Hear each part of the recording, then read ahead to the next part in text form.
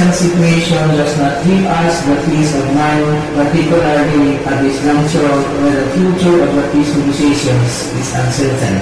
We are afraid that encounters and skirmishes may take place at any time because of the perceived insincerity of the government in dealing with the Mindanao problem. In this regards, the MAP is conducting a series of mass mobilization in different places in central Mindanao, particularly today, September 13 in Sultan Kudarat, Maguindanao, and Cotabato City. The main objectives of these actions would be to let the government know the following three. A.